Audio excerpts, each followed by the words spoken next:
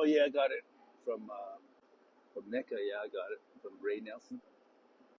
I guess it's okay. I mean, it's not like we're not busy already, but they denied us, and so we're going to put up the email so people can see what we're talking about.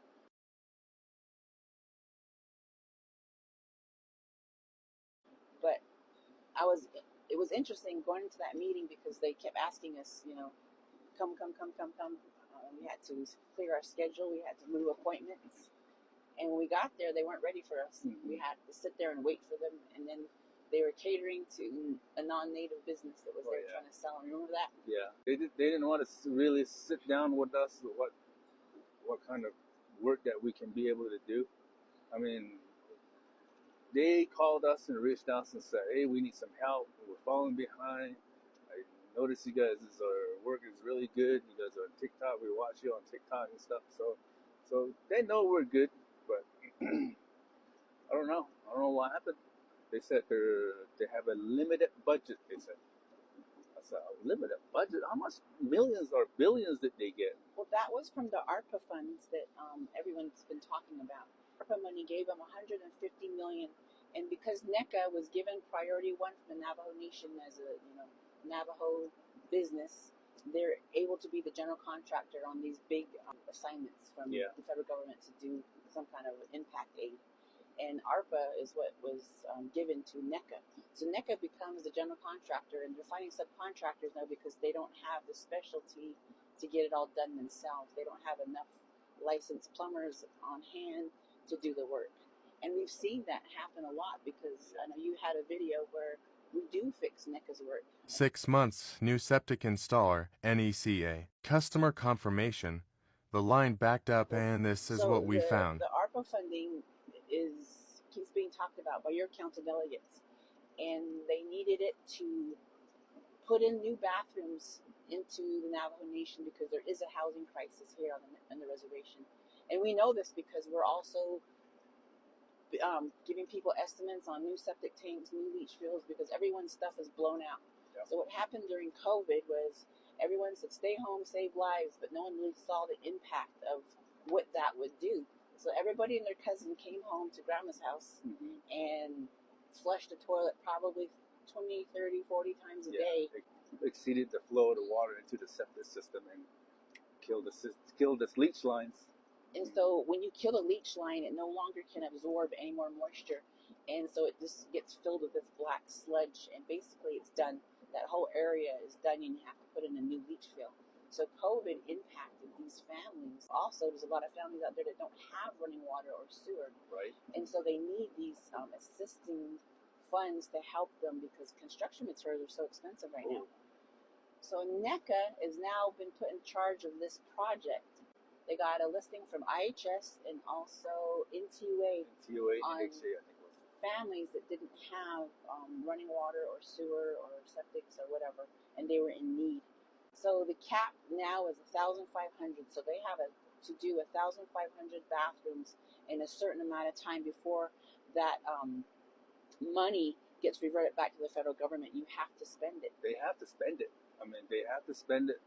If they don't spend it, all that money, it just goes back to the government. So they have to spend it.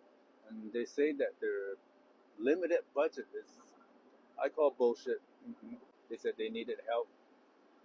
And we did visit them, sat down with them.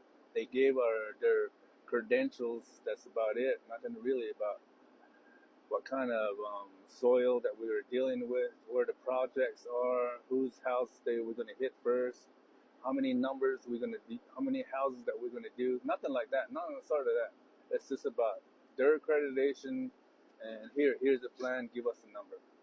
I mean, if I knew where all the houses were, or all located, I mean, numbers would have been different. But they never gave us anything of that sort. So. Well, and then one of the questions we had were the specs, because the showers that they're going to put in there were ADA. Yeah. And they are super expensive, especially the specific ones that they wanted and are listed. So if they went to a little bit lower grade, then they would have been able to fund more bathrooms. But they're going with the most expensive stuff. And the thing about it is, to get it shipped here to Navajo Nation, the shipping costs are phenomenal because you have to go to a specific manufacturer to bring those products and their specialty products. That was a big question for us, and we asked him, you know, do you guys have these showers on hand? Because if you're so far behind, did you already order them? Because it looked like, how long did you say? 6 weeks out? Yeah, 6 weeks out. And so how are they, their lead times comparable? And these are questions that we had, legitimate questions, and he didn't want to answer them, or he didn't know how to answer them. I don't know. Yeah. But they're just like, yeah. Well, here's the plans, bid it, and let us know. And that was it. And so we kind of walked out of there with not really knowing what to. Yeah. So, yeah, and that was it. I don't know why they would tell us to come in, we need help, and then take our time, go over there, reschedule everything, and then sit down, really get nothing, and then walk out of there with really no information. And then telling us that they have limited budget and we can't work with you. I'm like, what the hell? Well, let's talk about the numbers. So $150 million, divide that by 1,500 bathrooms. That's $100,000 per bathroom. But our bid was probably a fraction, not even a quarter. No, it was not even a fraction of that cost per bathroom that we could do this. And he gave us a set amount of time, and we said, yeah, we can plumb it. So $100,000 per bathroom. They're not spending that money on your bathrooms. They're actually taking a whole chunk off the top because it's like they're on a limited budget. What's the budget? The budget is NECA is top heavy, and they have to make sure they pay their employees salaries.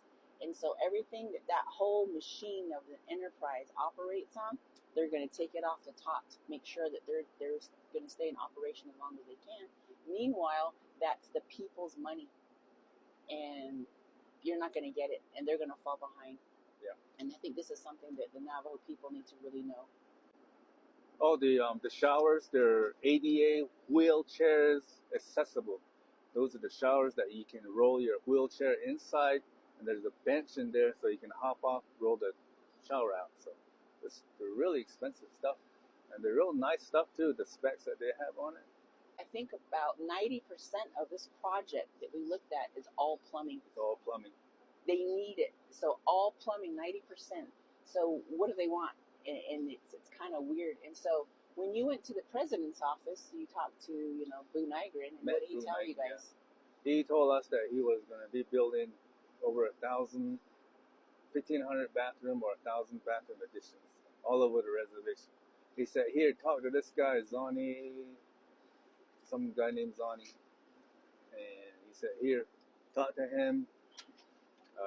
I'll tell him that I talked to you about it too. So we'll get you just get some work. So you guys do a lot of good work, he said. In the end, got a kick in the ass.